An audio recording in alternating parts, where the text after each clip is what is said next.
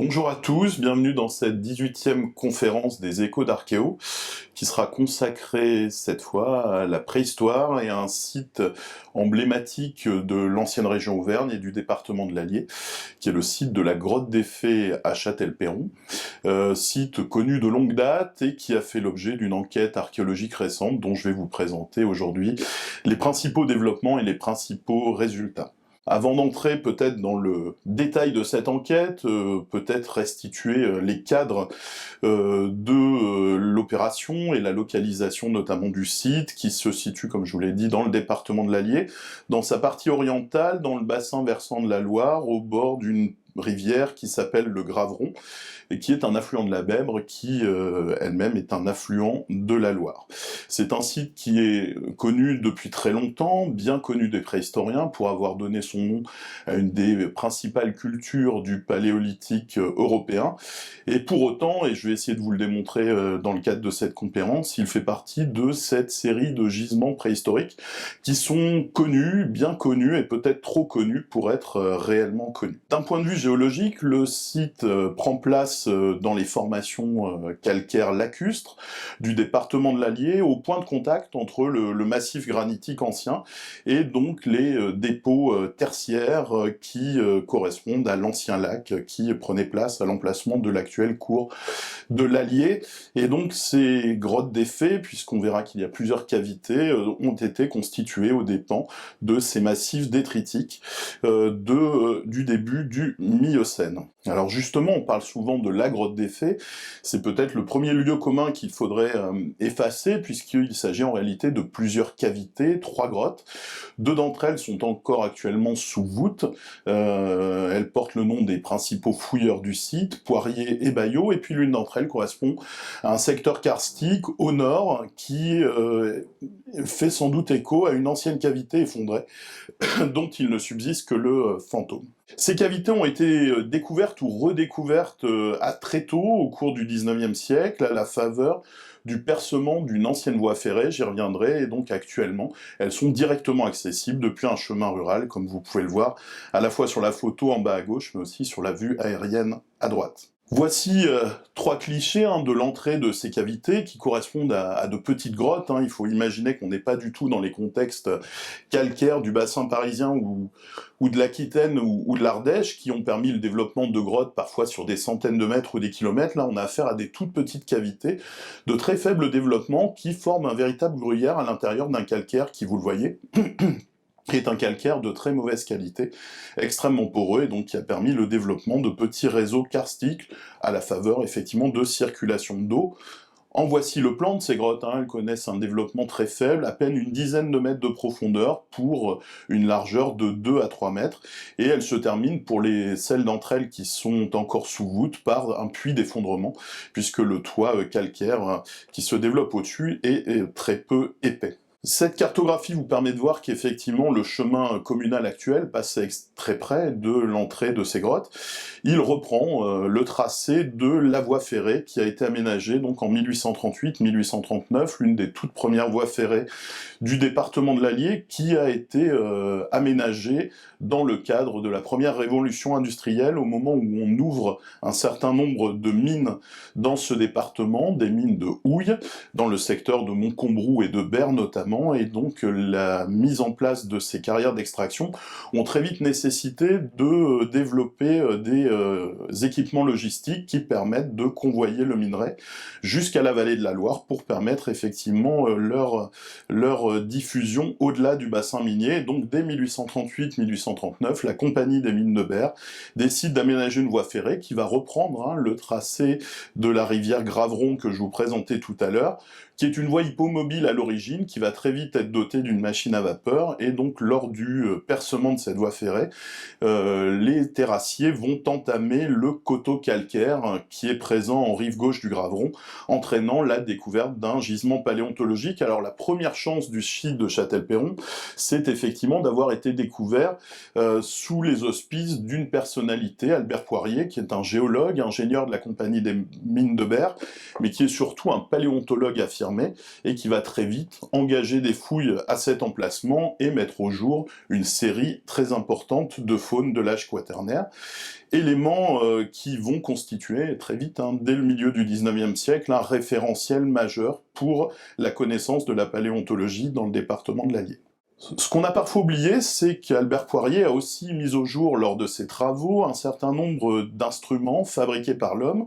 qu'il a très tôt associés à ces espèces animales fossiles qu'il pouvait par ailleurs décrire sur le site. On a pu le démontrer à travers une reprise des archives qu'il a constituées, et notamment des correspondances qu'il a envoyées à Édouard Lartet, un grand paléontologue de l'époque. Et dans ces correspondances, en 1859, vous voyez, il écrit qu'il a pu découvrir une portion d'osselon travaillée par la main des hommes, et que cette découverte a été faite à une certaine profondeur,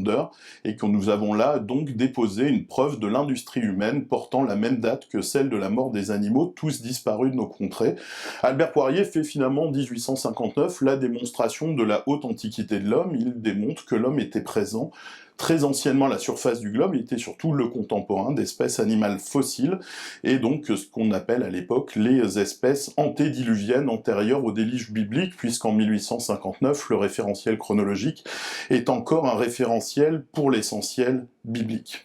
Il est en contact dès la fin des années 1850 avec Édouard Lartet, qui est une des figures référentes de la paléontologie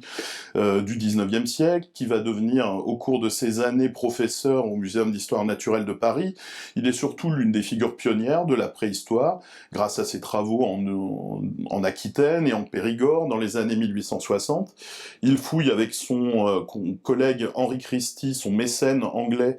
toute une série de grands gisements de référence de la préhistoire, la Madeleine, le Moustier en Dordogne, et donc évidemment c'est assez naturellement qu'Albert Poirier entre en contact avec lui pour lui demander conseil, pour l'aider dans l'expertise des faunes fossiles, et Édouard Lartet va s'intéresser très fortement au gisement de Châtel-Perron, à telle enseigne qu'il met en place en 1865 une excursion paléontologique sur place, durant laquelle il va lui-même procéder à des fouilles. C'est une redécouverte que l'on a pu faire récemment, et lors de cette excursion, en mai 1865, il va découvrir toute une série d'ossements d'animaux qu'il va intégrer à sa collection et qu'il va décrire. Malheureusement, cette excursion va très vite prendre fin, puisque Henri Christie, qui est lui aussi présent, tombe malade et meurt à la Palisse le 4 mai 1865, ce qui interrompt prématurément à la fois l'excursion, mais aussi la possibilité de fouilles sous la conduite d'Édouard Lartet, qui avait travaillé précédemment aussi sur le site d'Aurignac. À travers ce récit rapide, on se rend compte qu'effectivement le site de Châtel-Perron a été exploré extrêmement tôt, beaucoup plus tôt que certains des sites de référence de la préhistoire. La plupart d'entre eux ont été étudiés dans les années 1860-1870. On voit qu'à Châtel-Perron, cette cartographie nous permet de prendre la mesure de l'ampleur des travaux réalisés au cours de la première génération. Le site a été largement exploité, parfois mis en coupe réglée, et dès les années 1860, une large partie du gisement a été entamée. Ça n'empêche pas la poursuite des recherches au cours de la décennie qui suit, puisque une nouvelle figure de la préhistoire bourbonnaise, le docteur Baillot, qui est médecin à Pierrefitte-sur-Loire, va lui très vite s'intéresser au gisement de Châtel-Perron. Après des études à Paris, il s'est pris de passion pour la préhistoire, il fait régulièrement des recherches en Val-de-Bèbre autour de cette question, et évidemment, la réputation du site de Châtel-Perron, qui n'est déjà plus à faire, l'entraîne sur place, où dès 1866, il effectue certaines recherches sans l'autorisation du propriétaire, ce qui le conduit à se faire chasser du site, mais il va y revenir très régulièrement entre 1867 et 1870. 1867, la date est importante parce que c'est le moment où Baillot, qui jusque-là travaille de manière très confidentielle dans le département de l'Allier, commence à faire connaître ses travaux. Il expose notamment une partie de sa collection à l'exposition universelle de Paris, où Gabriel de Mortillet, le préhistorien de Saint-Germain-en-Laye, a mis en place, dans la grande exposition, la grande galerie de l'histoire du travail, une salle spécifiquement dédiée à la préhistoire, et s'il s'agit de la première exposition mondiale de préhistoire, et dans cette exposition, on le voit dans le catalogue, il est fait mention des faunes et des objets préhistoriques découverts sur le site de Châtel-Perron. 1867, l'année est aussi importante, puisque le docteur Bayot participe au Grand Congrès international d'anthropologie et de paléoethnographie de Paris, congrès au cours duquel il va rencontrer Édouard Lartet, fin connaisseur du site, mais aussi Alexandre Bertrand, qui est le directeur du musée des Antiquités nationales. L'un et l'autre vont l'aider dans sa quête, et notamment obtenir l'autorisation de fouilles sur le site de la grotte des Fées, ce qui lui permet, dès le mois d'octobre de cette même année, d'être sur le terrain et d'y pratiquer des fouilles qu'il va conduire de manière plus ou moins continue jusqu'en 1870, date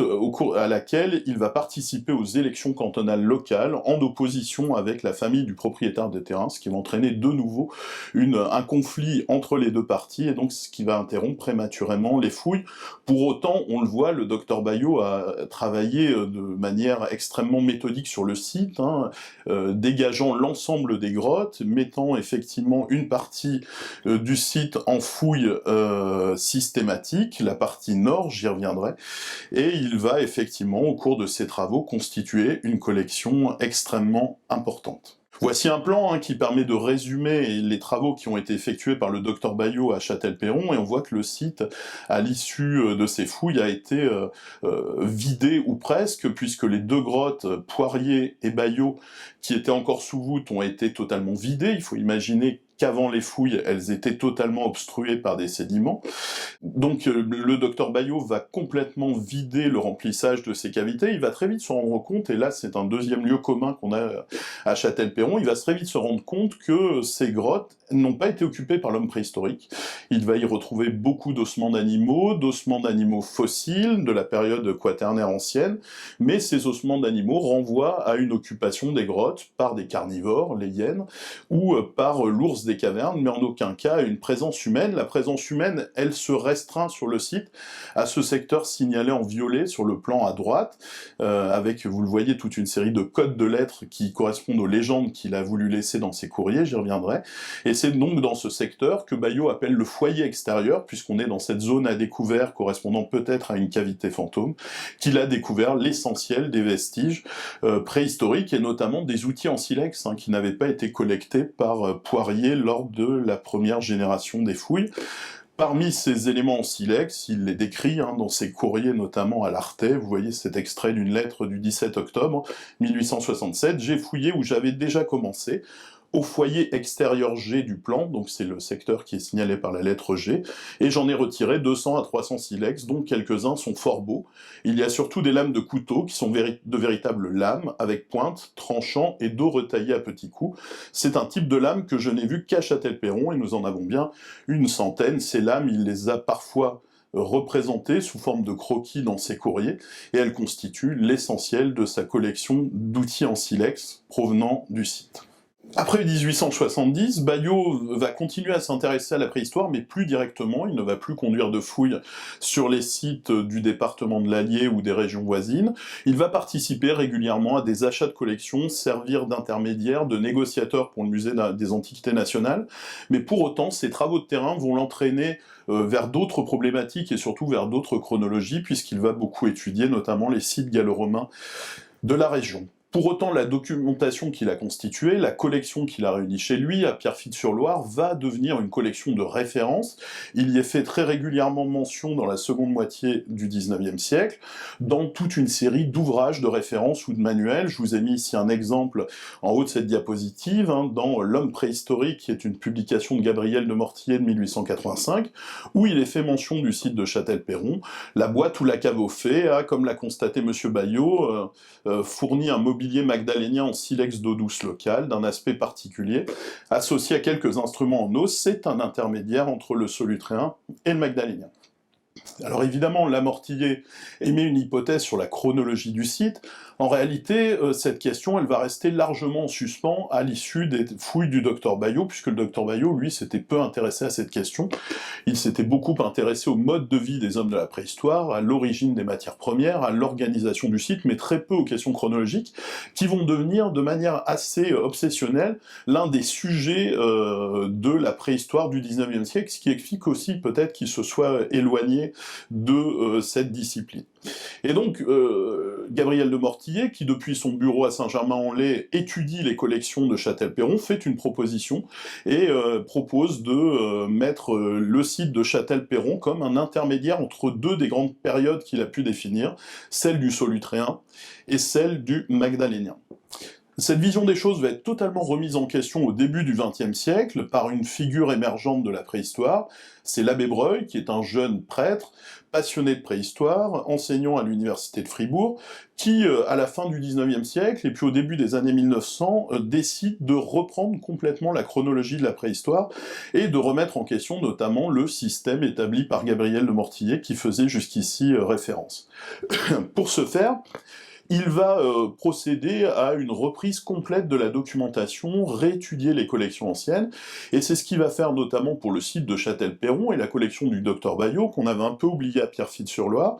et ça, on en a la connaissance grâce à un document particulièrement précieux, c'est un journal qu'a tenu le docteur Baillot, presque au quotidien, entre 1866 et 1907, et il fait dans ce journal à la fois les inventaires de ses collections, mais aussi le récit de visites qu'il a pu avoir, ou des comptes rendus de terrain. Et à l'entrée du 15 mars 1906, voilà ce qu'écrit le docteur Baillot, j'ai reçu ces jours-ci la visite de l'abbé Breuil, anthropologiste distingué, professeur à l'université catholique de Fribourg, quoique français, né à Clermont dans l'Oise. Il a pris beaucoup de dessins de ma collection, et a surtout beaucoup prisé un pilon fait avec l'intérieur d'une corne de roc trouvée à Solutré. Alors effectivement, quelques lignes qui nous expliquent que l'abbé Breuil s'est rendu à Pierrefitte-sur-Loire, a pu étudier la collection du docteur Baillot.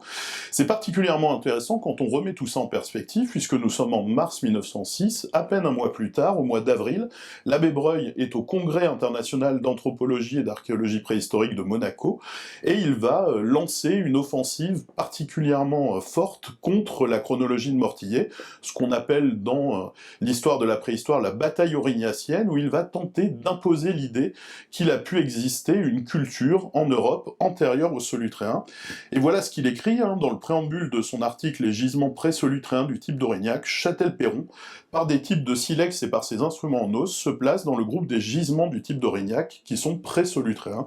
Donc on voit que sa proposition va totalement à l'encontre de celle de Mortillet, qui pensait que le site de Châtel-Perron était postérieur aux Solutréens. Pour Breuil, au contraire, il est antérieur aux Solutréens, et il va même faire de Châtel-Perron l'une des références de sa période aurignacienne qu'il définit à ce moment-là, et qui est donc antérieure à ce Solutréen, période qu'il va définir grâce à un type d'outil particulier, les fameuses pointes à dos, qu'évoquait Baillot dans ses courriers, et qu'il a pu étudier longuement à Pierrefitte-sur-Loire. Vous en avez ici quelques dessins établis lors de cette visite, et donc l'abbé Breuil est finalement le père du site éponyme de Châtel-Perron, puisque c'est grâce à lui que le site est devenu une des références de la préhistoire européenne, Breuil faisant de lui le site témoin de la première période du Paléolithique supérieur, de la première phase de son Aurignacien. Cette chronologie proposée par Breuil va se stabiliser au début des années 1910, et jusqu'à la Seconde Guerre mondiale, il y aura finalement peu de débats autour de la chronologie et effectivement de la stratigraphie du site de Châtel-Perron. Il faut attendre les années 1950 pour que de nouvelles fouilles soient mises en œuvre sur le terrain. Ces fouilles, elles sont l'œuvre d'un jeune archéologue, jeune préhistorien, professeur d'histoire au collège de Montbrison, Henri Delporte, qui, nommé dans la région, cherche une grotte à fouiller, et sur les conseils de l'abbé Breuil, qui est à l'époque à la Commission supérieure des monuments historiques, qui a permis à la grotte de devenir monument historique, Delporte va très vite s'intéresser au site de Châtel-Perron et y engager des fouilles dès 1951. Alors il faut imaginer qu'en 1951, Breuil, qui a étudié le site, ne s'est jamais rendu sur place. D'ailleurs, lorsqu'il fait procéder au classement des grottes, il fait classer les deux grottes encore sous voûte, c'est-à-dire les deux seuls espaces du site qui n'ont pas été occupés par l'homme. C'est vous dire les méconnaissances que l'on peut avoir sur le gisement. Mais surtout, évidemment, Delporte ne dispose pas de tout l'arsenal documentaire que j'ai pu vous présenter, notamment les archives et le journal du docteur Baillot. Et donc il va reprendre le dossier là où il avait été laissé par les pionniers, ou presque, c'est-à-dire qui va reprendre toute une série de sondages un peu partout dans le gisement, dans la grotte Poirier, dans la grotte Baillot, il va se rendre compte, à l'instar de son prédécesseur, que celles-ci n'ont pas été occupées par l'homme, et donc il va très vite concentrer ses efforts dans la partie nord, ce que Baillot appelait le foyer extérieur, et que lui il considère être une grotte effondrée, et c'est donc le troisième locus, celui occupé par l'homme préhistorique, qui va occuper l'ensemble de ces campagnes de fouilles jusqu'en 1962. Alors il faut imaginer qu'Henri Delporte n'a pas fouillé en continu entre 1951 et 1962, il a effectué plusieurs campagnes entre 51 et 54, et puis il revient en 1962 pour une ultime campagne, et j'y reviendrai parce que celle-ci a son importance. Lorsqu'il vient sur le site, Delporte a une idée en tête, lui aussi, hein, comme l'abbé Breuil, c'est de renouveler la chronologie de la préhistoire, chronologie qui repose sur deux fondements qui sont assez antagonistes. Alors la chronologie de l'abbé Breuil, qui avait défini son grand complexe aurignacien en 3 phases, aurignacien inférieur, aurignacien moyen, aurignacien supérieur, c'est ce que je vous présente sur le tableau en bas à gauche, hein, la chronologie initiale, et puis cette chronologie avait été révisée par Denis Perroni, le conservateur du musée de préhistoire des Hésies-Taillac, qui avait lui proposé de distinguer deux ensembles culturels particulier, l'aurignacien strict, qui correspondait peu ou prou à l'aurignacien moyen de Breuil, et puis un autre ensemble qu'il a appelé périgordien, puisqu'il travaillait en Périgord, et qui correspondait aux phases inférieures et aux phases supérieures, donc qui réunissait de part et d'autre de l'aurignacien deux ensembles qui étaient découplés d'un point de vue chronologique. Et donc Henri Delporte, qui était peu satisfait de ce système, puisqu'évidemment le périgordien ancien était éloigné de plusieurs millénaires du périgordien supérieur, avait effectivement proposé de bien distinguer ces entités, de faire du périgordien ancien une entité à part entière à laquelle il souhaitait donner un nom particulier, en l'occurrence celui de Châtel-Perron. Et donc lorsqu'il intervient sur le site, l'objectif est de bien montrer que l'industrie et les occupations paléolithiques de Châtel-Perron sont très nettement distinctes de ce qu'on peut connaître précédemment et postérieurement. Et donc l'objectif plus ou moins avoué de Delporte, hein, qui à l'époque est un jeune préhistorien, est de démanteler complètement le système périgordien proposé par Perroni. Il faut imaginer que Perroni voyait entre ces aurignaciens et ces périgordiens deux populations qui avaient évolué parallèlement en Europe au cours des millénaires, des premiers millénaires du Paléolithique supérieur, et donc pour Delporte, au contraire, on avait une succession de cultures dans le temps. Delporte va donc fouiller, je vous l'ai dit, principalement entre 1951 et 1954. Lors de ses premiers sondages, il va avoir la divine surprise de découvrir un secteur où beaucoup de vestiges préhistoriques sont préservés. Pour lui, il s'agit d'un témoin du gisement initial qui n'a pas été entamé par les fouilles anciennes, et c'est donc dans ce secteur, qu'il appelle le palier sud, ce qu'on peut distinguer sur la carte à gauche de cette diapositive, qu'il va multiplier les fouilles sur 2 mètres carrés à peine, reconnaître une stratigraphie de plus de 2 mètres de puissance, à l'intérieur de laquelle il distingue plusieurs niveaux châtel-perroniens, et il a donc là une démonstration assez nette d'une culture qui se développe de manière autonome, en 5 couches successives, depuis sa phase d'apparition jusqu'à sa phase de disparition.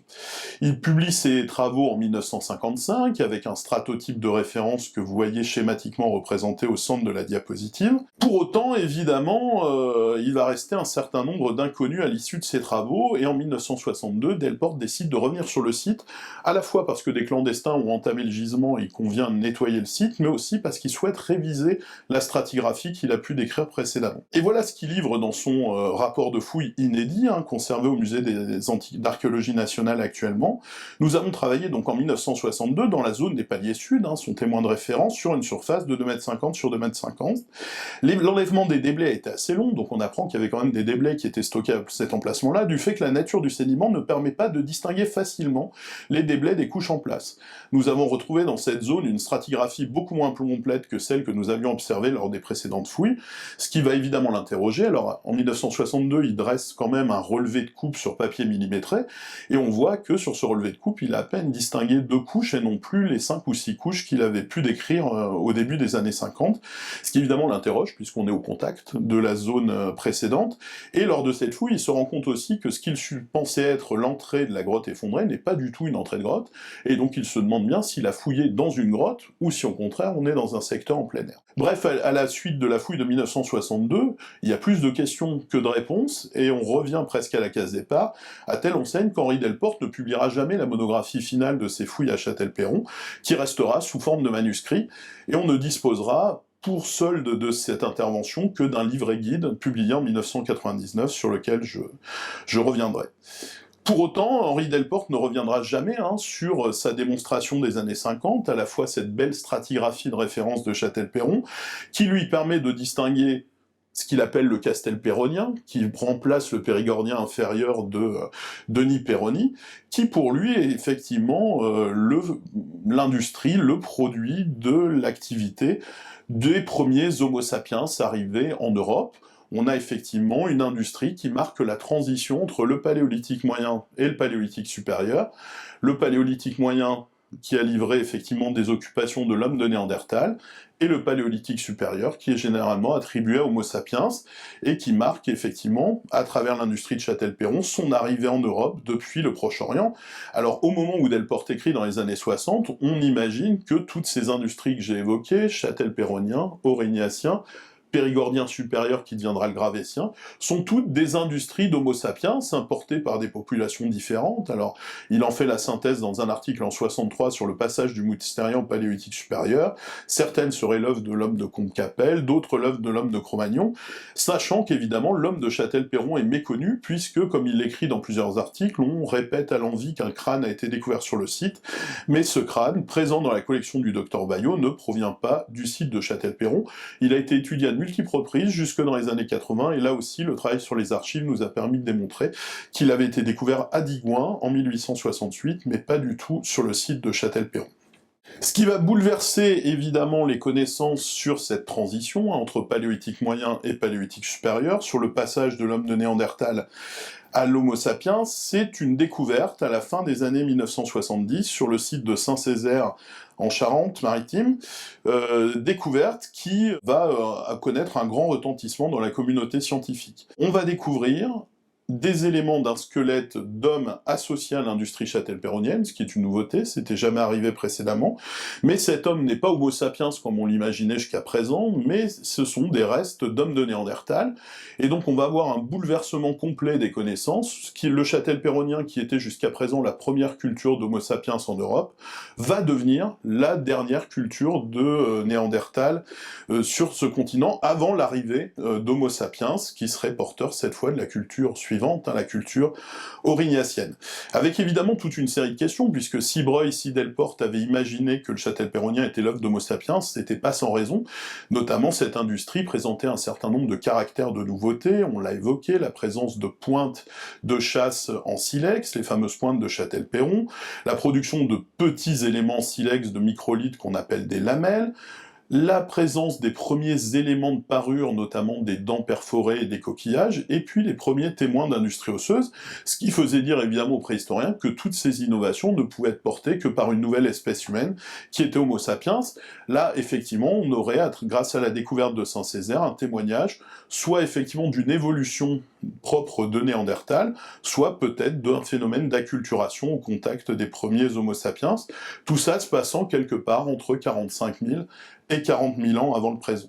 Alors je vous ai mis cette cartographie de la dispersion de la culture châtel-perronienne telle qu'on l'identifie actuellement, et on voit effectivement que c'est une culture qui est assez restreinte géographiquement, puisqu'elle ne concerne que le nord de l'Espagne, la côte cantabrique, et un grand sud-ouest français qui prend en écharpe le Massif central, jusqu'à Châtel-Perron et quelques sites bourguignons qui correspondent aux entités les plus orientales. Il y a un autre site qui a été découvert récemment dans le bassin parisien, qui est le site d'Ormesson. Et donc cette découverte évidemment d'un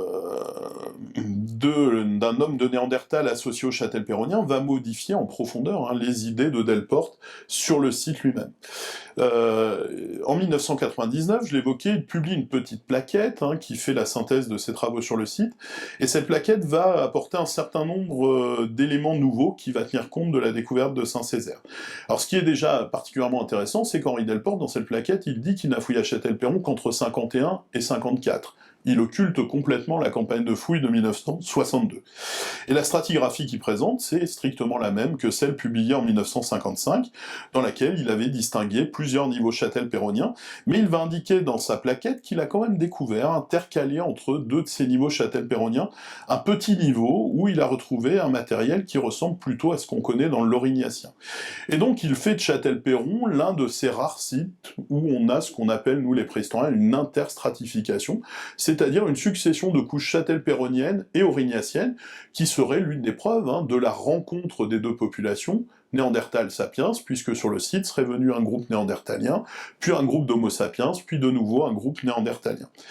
Et donc évidemment, cette proposition de Delporte en 1999 va faire l'objet de larges discussions, puisque, encore au milieu des années 2000, deux équipes de chercheurs vont s'affronter autour de la validité de cette hypothèse. Et très vite, le débat va porter sur la fiabilité de la stratigraphie de Châtel-Perron, puisque un certain nombre de collègues vont proposer d'effectuer des datations au carbone 14 sur des vestiges provenant des couches de Châtel-Perron. Voici la projection de ces datations, et on voit que tout cela est extrêmement cohérent, le matériel provenant des couches les plus anciennes, et effectivement celui qui a fourni les dates les plus anciennes. Donc les collègues d'Oxford, réunis autour de Paul Mellars, très vite, évoquent effectivement l'hypothèse d'une stratigraphie parfaitement intègre, et donc d'une preuve irréfutable de cette interstratification et cette rencontre des populations. Des collègues de Bordeaux et de la péninsule ibérique, réunis autour de Jean Zilan, au contraire, eux vont essayer de démontrer que la stratigraphie de Delporte ne tient pas la route et pose des problèmes de fiabilité, et pour ce faire, ils vont notamment procéder à ce qu'on appelle des raccords entre des objets, c'est-à-dire des recollages de pièces provenant d'un même objet, et ça a été le cas notamment, vous le voyez, de cette pointe de Châtel-Perron que j'ai placée au centre de la stratigraphie, dont les deux fragments ont été trouvés dans deux couches distinctes à plus d'1 mètre de distance stratigraphique, et donc ils vont publier leurs résultats dans un article en 2007 qui parlera d'une interstratification illusoire, remettant en cause la fiabilité des observations d'Henri Delporte, évoquant pour la première fois l'hypothèse que ce qui a été fouillé ne correspondait pas à un témoin stratigraphique, mais à des déblais. Et évidemment, tout ça n'était pas sans conséquence, puisqu'évidemment, en évoquant cette erreur d'appréciation, les collègues remettaient en question cette succession châtel-pérronien, aurignacien châtel-pérronien, et donc l'hypothèse d'une rencontre entre les populations, avec comme conséquence cette idée d'une acculturation de Néandertal au contact d'Homo sapiens, ce qui aurait entraîné toute une série d'innovations. Donc on voit qu'à la fin des années 2000, en fait, la connaissance sur le site de Châtel-Perron est réduite à la portion congrue, puisqu'on ne sait pas si Delporte a fouillé une grotte, si la stratigraphie qu'il a étudiée est fiable, et si les vestiges qui ont pu être récoltés effectivement reflètent les différentes occupations reconnues sur le site. S'ajoute à ça une autre difficulté qui vient effectivement complexifier la réflexion, c'est que le squelette de Saint-Césaire, que j'évoquais tout à l'heure, découvert en 1979, très tôt rattaché à un niveau châtel-pérronien, s'est révélé être, dans un article de Brad Gravina en 2018 et différents collègues, être en réalité associé à un niveau complètement mélangé, qui associe des éléments moustériens et des éléments châtel-pérroniens. Ce qui fait que depuis 2018, l'attribution systématique du châtel-pérronien à Néandertal n'est plus assurée. Et donc c'est évidemment dans ce contexte-là que nous avons repris les travaux en 2019, en repartant d'un certain nombre de problèmes majeurs laissés largement sans réponse, et en rouvrant le dossier à partir des archives du docteur Bayot, qui avaient pu être retrouvées en 2017 par ma collègue Elisabeth Lacoste du service régional de l'archéologie. Et cette découverte n'a pas été sans conséquence, puisque notamment un des croquis, un des plans annexés au courrier à l'Arte de 1867 est particulièrement intéressant. Vous le voyez en bas à droite, je vous l'ai montré tout à l'heure, il distingue dans la zone de fouille principale 3 secteurs, notés G, H et I, qui sont d'après lui,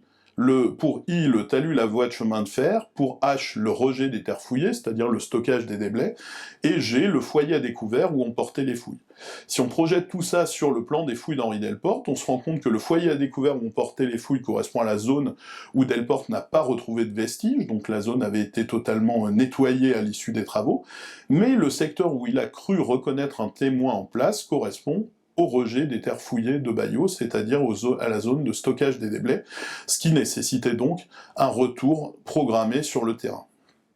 Au-delà de ça, et je l'ai évoqué, il subsistait toute une série de problématiques particulièrement importantes. Delporte donc avait-il fouillé des niveaux en place sous les déblais des fouilles anciennes? La grotte effondrée était-elle vraiment une grotte? Restait-il des vestiges préhistoriques à découvrir sur le site? Et si oui, dans quel état de conservation? Et au-delà, si on élargissait les perspectives, existait-il d'autres cavités dans l'environnement immédiat du site? Ça nous a conduit à développer donc un nouveau programme de recherche à partir de 2019, tout d'abord sous la forme d'une prospection thématique, puis à partir de 2021, dans le cadre d'une fouille programmée pluriannuelle, avec pour objectif, là aussi, comme l'avait fait un peu Delporte en 1951, de reprendre le dossier du début, puisqu'on s'est très vite rendu compte qu'il n'existait pas de plan précis du site, aucun profil, aucun levé stratigraphique ni même topographique, et donc on a rouvert ce travail en effectuant une couverture LIDAR du secteur, en réalisant un modèle numérique de terrain, en effectuant un plan spéléologique des cavités, en reprenant l'ensemble de la documentation sur la stratigraphie, notamment à travers les archives, et surtout en procédant à toute une série d'opérations non invasives, et notamment de prospection géophysique avec nos collègues de l'IFSTAR. Et vous voyez, je vous ai mis les logos à gauche de l'ensemble des partenaires du projet, que l'équipe s'est très rapidement élargie, pour aujourd'hui intégrer des chercheurs de l'université Tübingen en Allemagne, du Collège de France, mais aussi du service d'archéologie du département de l'Allier, de la Société Géo-Archéon ou du CNRS. Évidemment, une des démarches principales de cette recherche, ça a été de localiser les fouilles anciennes, de repositionner précisément les différents secteurs d'intervention, et par la négative, un peu en miroir, d'essayer de voir où avaient pu être stockés les déblais de ces différentes interventions. Donc de ce point de vue-là, la topographie a été particulièrement précieuse, mais aussi le recours aux méthodes géophysiques, à la tomographie de résistivité électrique, qui nous a permis d'établir une cartographie à peu près fiable des zones de stockage de déblais. Vous en avez ici sur le plan au centre une image qui montre bien l'extension de ces zones de déblais, et par conséquent l'ampleur des travaux qui avaient été réalisés précédemment sur le site. Donc ce sont les zones en bleu, en rouge et en vert. Et donc évidemment, en projetant ces zones de déblais, on s'est très vite rendu compte que le secteur principal fouillé par Delporte correspondait, en tout cas en termes d'emplacement, à la zone de stockage des déblais du XIXe siècle. Ces travaux, et je vais passer très vite sur ce point, nous ont permis aussi de dresser une nouvelle carte géomorphologique de la vallée, plus précise que la carte géologique du BRGM, en combinant les observations de géophysique, mais aussi des carottages réalisés en différents points du gisement, ce qui a guidé in fine à partir de 2021 l'implantation de nos différentes zones de fouilles. Je vous ai réuni sur cette cartographie les différentes observations qui avaient pu être faites, à la fois dans le cadre des prospections par tomographie de résistivité électrique, les anomalies perçues, et en regard les différentes fenêtres de fouilles qui sont signalées en orange et en violet sur ce plan, j'y reviendrai par la suite. Et donc ces interventions nous ont conduit à rouvrir les investigations 60 ans après les derniers travaux d'Henri Delporte sur le site. Voici la carte des différents sondages ou des différentes fenêtres de fouilles qui ont été ouvertes entre 2021 et 2025. On voit qu'effectivement il s'agit d'une exploration à large spectre. Alors l'essentiel des travaux ont porté sur le secteur de la grotte effondrée, le gisement historique classique, mais on le voit, toute une série de tranchées, d'évaluations a été réalisée en différents points du site, notamment au-dessus des grottes, dans le champ au nord, mais aussi dans la plaine alluviale, ce qui nous a permis d'évaluer plus largement le potentiel archéologique du site, en adaptant nos méthodes de fouille, puisqu'évidemment sur le gisement historique on est intervenu dans le cadre d'une fouille manuelle fine, jusqu'à des tranchées à la pelle mécanique, comme on le fait plus classiquement en contexte préventif. Voilà un détail sur le gisement historique, avec l'implantation de nos différentes fenêtres de fouilles, tout ça projeté sur le plan des fouilles de Baillot, avec les différents aplats de couleurs, mais aussi des tranchées et sondages de Delporte, et donc on voit que tout ça se recoupe et s'entremêle, et donc assez logiquement, nos fouilles dans la grotte effondrée n'ont livré que des résultats effectivement, alors non pas négatifs, extrêmement intéressants d'un point de vue scientifique, mais qui n'ont pas révélé de potentiel spectaculaire dans ce secteur. Alors, le premier sondage réalisé a été fait à l'emplacement du témoin de référence de Henri Delporte, au palier sud. C'est le sondage 1 en aplat rouge sur le plan. Et vous voyez que ce sondage 1, tel que nous l'avons ouvert, recoupait à la fois la fouille de 54 et la fouille de 1962, en plus sombre. Fouille de 1962 pour laquelle nous disposions de ce relevé stratigraphique qui montrait qu'Henri Delporte avait interrompu ses fouilles sur un niveau qu'il pensait être un niveau moustérien. Et donc évidemment, notre projet était de retrouver le fond de ce sondage pour pouvoir fouiller éventuellement le niveau moustérien sous-jacent. Nous avons bien retrouvé lors de ces travaux le fond du sondage de Delporte, mais très rapidement nous sommes rendus compte de deux choses. À la fois la stratigraphie était très peu développée dans ce secteur, mais surtout les niveaux archéologiques présents en dessous contenaient bien du matériel paléolithique en grand nombre, c'est les pièces lithiques représentées ici, mais aussi des témoins céramiques, des fragments de verre et des fragments de métal, tout cela venant confirmer effectivement ce que l'on soupçonnait fortement, c'est-à-dire que Delporte avait fouillé, du début à la fin, strictement les déblais de ses prédécesseurs, qui eux avaient fouillé jusqu'au socle rocheux, le gisement, progressant depuis la voie ferrée jusqu'au fond de la grotte effondrée. Tout ça nous a permis évidemment de remodéliser le terrain tel qu'il était avant l'intervention d'Henri Delporte, et en mettant en évidence effectivement à cet emplacement-là un important cône de déblais. Tout ça a pu être confirmé dans le petit sondage complémentaire réalisé dans le talus de la voie ferrée, juste à proximité de ce témoin, qui a livré lui aussi d'importants témoins paléolithiques, mais aussi, vous le voyez, des clous de chaussures, des boutons de couture, autant d'éléments qui ont été laissés par les terrassiers qui ont aménagé la voie ferrée. Et il est intéressant de comparer le talus tel qu'on a pu le décrire à celui qui avait été représenté en stratigraphie par le Delporte, où il projetait un certain nombre de niveaux moustériens et châtel-péroniens. Un autre sondage a été réalisé au fond du secteur de la grotte effondrée, dans une zone où Delporte n'était pas intervenu, ce qui laissait présager peut-être un potentiel de conservation plus important. En réalité, on s'est très vite rendu compte que dans ce secteur aussi, les perturbations étaient très nombreuses. Alors on s'en doutait parce qu'on disposait d'un plan du docteur Baillot, qui est en haut à droite ici, dans lequel il signalait au fond de ce secteur une carrière abandonnée, ce qui montrait qu'en plus des travaux de la voie ferrée, en plus des fouilles, le secteur avait été perturbé par une activité d'extraction. Mais on a eu la chance malgré tout dans ce secteur de redécouvrir une petite entrée karstique, large d'à peine 2 mètres, profonde d'1 mètre, qui avait déjà vu par le docteur Baillot, en partie vidée. Il en avait laissé que certains lambeaux, mais lambeaux qui étaient particulièrement intéressants, parce qu'ils ont livré un assemblage phonique très particulier, fait des restes de hyènes et de lions des cavernes, associés à des espèces qui avaient été consommées. Donc nous avions donc dans ce secteur un probable repère de hyènes, une tanière de hyènes, qui était conservée à la base de la séquence stratigraphique. L'entrée karstique ayant servi de repère pour ces carnivores, au cours d'une période qu'on cible assez bien, même si on est encore dans l'attente des datations radiocarbone, autour de 45 000 ans, qui est une période de recrudescence des hyènes des cavernes un peu partout en Europe. Et donc on a souvent ces épisodes de fréquentation qui sont très bien identifiés dans les séquences archéologiques. Mais quoi qu'il en soit, et c'est ce qui était intéressant, cet épisode de présence de hyènes était à la base de la séquence avant l'arrivée des premiers groupes châtel-péroniens. Si on projette tout ça plus largement, avec les tranchées qui ont été réalisées dans le champ à côté, qui sont révélées totalement négatives d'un point de vue archéologique, mais on voit qu'effectivement, cette zone, dite du foyer ou de la grotte effondrée, a été totalement vidée. Vous voyez que ce qui est signalé en vert et bleu, ce sont des accumulations à la fois de déblais et puis des dépôts de pente qui se sont constitués au fil du temps, à partir d'un talus au nord qui, lui, formait de remblais liés à l'aménagement, à l'exploitation de carrières et aux différentes fouilles. Bref, dans ce fond de grotte effondrée, comme à l'avant, on a pu constater qu'il ne subsistait rien, ou presque, que quelques lambeaux des témoins initiaux. Tout ça a été parfaitement vidé et exploité dès le 19e siècle, et Henri Delporte n'a fait que reprendre et remobiliser ces différents éléments. On voit qu'effectivement cette zone arrière de la cavité avait été signalée par Delporte dans un profil schématique en 51, où on voyait bien qu'à l'arrière de la grotte, c'est la coupe C', D', il y avait une dépression forte qui avait été progressivement comblée au cours du temps par des dépôts de pente. Donc conscient de ce potentiel limité, on a assez logiquement étendu les investigations, ouvert le champ d'exploration, en réalisant donc un certain nombre de sondages au-delà des grottes, en sortant du mouchoir de poche où tout le monde avait un peu concentré ses efforts, pour essayer d'identifier un potentiel plus important. Alors je vous l'ai dit, on a réalisé des tranchées au-dessus des grottes, immédiatement au nord, qui se sont révélées négatives. Une d'entre elles s'est révélée positive toutefois, c'est celle qu'on a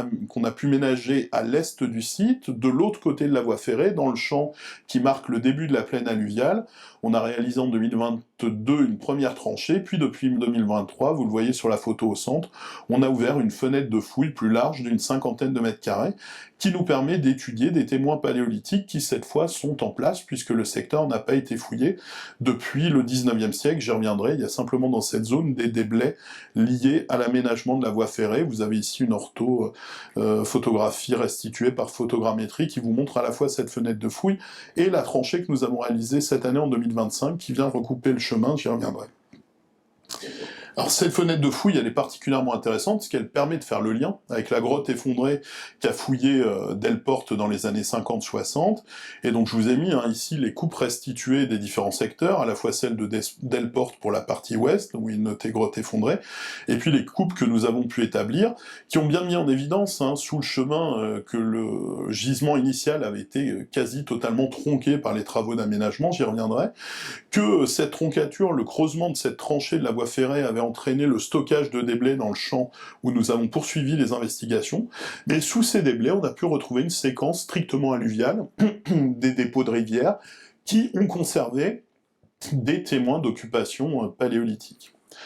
Alors voilà une coupe de détails à la fois la zone de la voie ferrée, l'ancienne voie ferrée, et de la plaine alluviale, au contact entre le secteur des grottes et le secteur de la rivière, et on voit bien effectivement l'empreinte de la tranchée de la voie ferrée, avec les recharges successives du chemin jusqu'à aujourd'hui.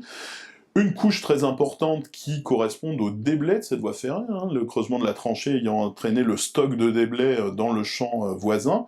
et puis sous ces déblais de la voie ferrée, le niveau de sol du 19e siècle, et toute une série de dépôts alluviaux qui ont pu être datés, et vous voyez sur la coupe en dessous une projection de ce que pouvait être le gisement et du talus qui devait exister à l'entrée des grottes avant même qu'on procède à ces travaux, sachant qu'évidemment on a retrouvé dans les déblais du champ ce qui était initialement présent à l'entrée des grottes, et notamment beaucoup de matériel paléolithique de différentes périodes, moustérien, châtel-péronnien, mais aussi aurignacien.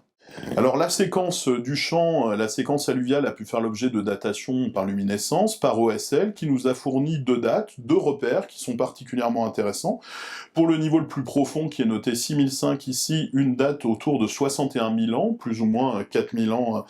avant BC, avant l'ère chrétienne. Et puis pour la couche sous-jacente, 6004, qui est une couche de sable beaucoup plus grossier, une datation autour de 23 500 ans avant notre ère. Donc effectivement des repères qui sont bien calés dans le paléolithique, fin du paléolithique moyen et paléolithique supérieur, qui sont les périodes classiquement reconnues à Châtel-Perron. Alors quelques mots malgré tout sur le matériel conservé dans les déblais, qui a fait l'objet d'un tamisage systématique, puisque on y a retrouvé énormément de restes de faune, c'est les déblais qu'avait fouillé l'Arte en 1865. On y a retrouvé des éléments en silex en grande quantité, des éléments de parure, vous avez cette dent de renard perforée au centre, qui correspondent aux plus anciennes parures connues en Europe occidentale, mais aussi, ce qui était beaucoup plus surprenant, de la céramique médiévale, mais aussi de la céramique antique. Alors là, ça fait écho à des descriptions du docteur Bayot, qui avait toujours dit qu'on avait trouvé de la céramique sigillée à Châtel-Perron. On n'y avait pas cru, il avait raison, et il y en avait notamment dans ces déblais, et puis vous le voyez, j'ai envie de dire, tout l'attirail des terrassiers de la voie de chemin de fer, les tire-fonds de la voie ferrée, les clés d'ouvre-boîte, les clous d'aménagement de la voie, ou les clous de chaussures, tout ça étant allègrement mélangé dans ce stock de déblais. Les couches les plus profondes, elles, ont livré donc des nappes de vestiges intègres, en place, géologiquement en place, qui correspondent à deux phases successives. Une phase du paléolithique récent, qui mélange à la fois des éléments châtel-pérroniens et aurignacien, qui s'est mise en place tardivement. On dispose de cette date de 23 500 ans qui correspond au grand pic, au dernier maximum glaciaire, et sans doute à un phénomène de crue très important de la rivière Graveron qui était très proche, on a des dépôts de rivière, qui a sans doute évacué en partie l'entrée des cavités. Et puis un niveau plus important en dessous, c'est tous les projections, les points violets, qui lui renvoient au technocomplexe moustérien, qui a fourni une date de 61 000 ans, qui lui correspond à une ancienne berge fossilisée du Graveron, à un moment où effectivement la rivière passait directement devant l'entrée des grottes, et donc c'est depuis 2023 ce niveau que nous fouillons, en extension. Voici effectivement une orthophotographie, voici surtout le plan de projection des vestiges, qui combine, et c'est particulièrement intéressant, des témoins lithiques, mais aussi pour ce contexte de plein air, des restes de faune, qui sont hélas malheureusement mal conservés, mais qui peuvent être parfaitement diagnostiqués, ce qui est évidemment particulièrement rare dans nos contextes du centre de la France. Donc voici un plan de la vingtaine de mètres carrés qui ont pu être étudiés dans le détail au cours de ces dernières années. Et sur cette diapositive, voici un échantillon non exhaustif des vestiges qui ont pu être découverts, avec des outils classiques du paléolithique moyen, du moustérien et du kit de l'homme de Néandertal, des petits bifaces sur éclat, toute une série de racloirs, ces éléments étant produits bien souvent à partir d'éclats débités sur des nucléus levallois ou pseudo-levallois comme celui-ci. Et je vous ai mis ici au centre une photo d'un fragment de bassin de bison, de pelvis de bison, et l'état dans lequel on l'a retrouvé, hein, ce qui nécessite à la fois une fouille extrêmement fine, mais aussi un prélèvement en bloc, plâtré, ce qui évidemment explique une progression de la fouille qui est parfois lente. Certains de ces ossements ont conservé, et c'est particulièrement intéressant, des traces de découpe ou de raclage, c'est le cas de cet os de grand mammifère. Et puis je souhaitais insister aussi sur la présence dans cet assemblage de très nombreux restes d'ours des cavernes, ce qui est particulièrement intéressant puisque ça nous interroge sur deux points, soit l'exploitation de l'ours des cavernes par l'homme de Néandertal, si on imagine que cette berge a été occupée dans le cadre d'un campement, soit sur le fait qu'effectivement ces éléments proviennent de l'intérieur des cavités et qu'ils ont été remobilisés par la rivière et redéposés en position de berge au fil du temps, et dans ce cas-là, évidemment, la nappe que nous étudions combinerait deux assemblages, des témoins d'occupation moustérienne et des vestiges d'occupation des grottes par les ours des cavernes. Je voulais terminer cette conférence en évoquant une méthode que nous avons pu développer grâce au concours de l'équipe de Jean-Jacques Hublin, professeur au Collège de France, qui est la méthode dite Zoom, qui devient systématique en archéologie préhistorique, et qui renvoie effectivement à une méthode révolutionnaire de discrimination des ossements mis au jour sur les différents gisements. Très souvent, lorsqu'on fouillait des sites préhistoriques, notamment des sites comme Châtel-Perron où les ossements sont très fragmentés, on avait dans nos assemblages une part d'inconnu qui était très importante, les os restaient indéterminés parce qu'on ne pouvait pas les reconnaître. Grâce au zoom, à la zooarchéologie par spectrométrie de masse, on peut désormais étudier le collagène des différents ossements, de certains fragments parfois de la taille d'1 centimètre, et en étudiant les séquences de peptides de ce collagène, déterminer à quelle famille ils appartiennent. Alors évidemment, à Châtel-Perron, c'est particulièrement intéressant, puisqu'évidemment, on peut compléter l'étude archéozoologique que je vous ai présentée précédemment et qui est conduite par ma collègue Marie-Cécile Soulier, mais on peut aussi, évidemment, c'est l'objectif de nos collègues du Collège de France, essayer d'identifier des restes humains parmi effectivement tous les fragments indéterminés qui ont pu être découverts sur le site, avec comme objectif de connaître enfin l'auteur de Châtel-Perronien, est-ce Néandertal, est-ce Homo sapiens. Pour l'instant, la question est encore en balance, mais on nul doute qu'avec cette méthode, dans quelques années, à Châtel-Perron ou ailleurs, on parviendra à un résultat plus précis. Donc, après 5 campagnes de fouilles, en 2026, les travaux vont se poursuivre en laboratoire, avec de nouvelles analyses, de nouvelles datations, notamment sur les témoins mis au jour dans le secteur des grottes, avant peut-être une reprise des travaux et l'achèvement de la fouille du niveau moustérien à partir de 2027. Voilà, donc je vous remercie, et je remercie au passage tous les collègues qui ont participé à ces travaux depuis 2019.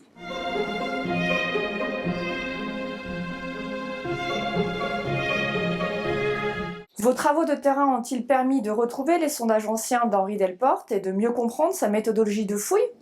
Alors oui, effectivement, c'était l'un des objectifs premiers de l'opération de fouille, c'était à la fois de relocaliser les interventions anciennes, d'en évaluer l'ampleur, parce qu'on avait parfois une mauvaise appréciation de ce qui avait pu être effectué sur le terrain. Donc ça a été assez facile pour les fouilles les plus récentes, pour les fouilles d'Henri Delporte, puisque il avait laissé toute une série de témoins, comme on faisait classiquement dans les années 1950-1960, au fond de ces fouilles. Alors pour l'anecdote, on a retrouvé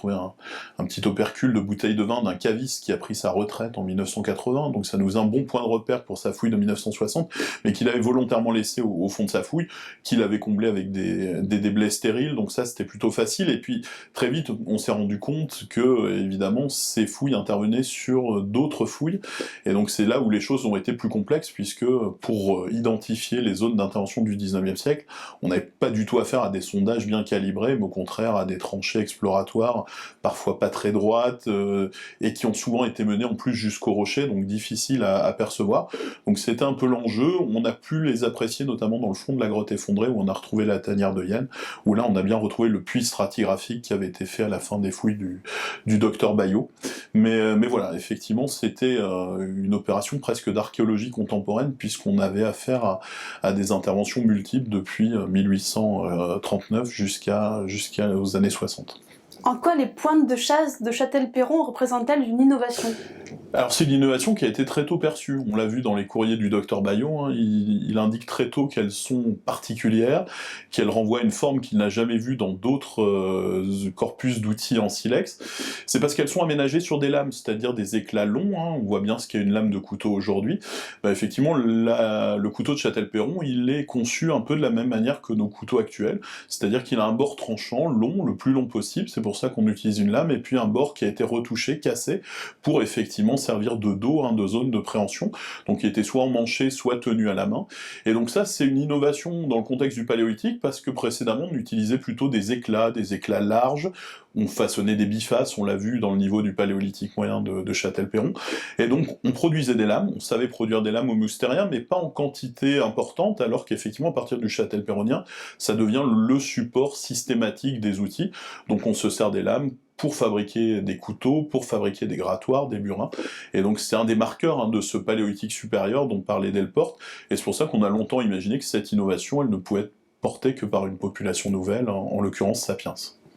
Finalement, le Châtel-Perronien était-il un néandertalien ou un Homo sapiens? Cette énigme sera-t-elle tranchée un jour?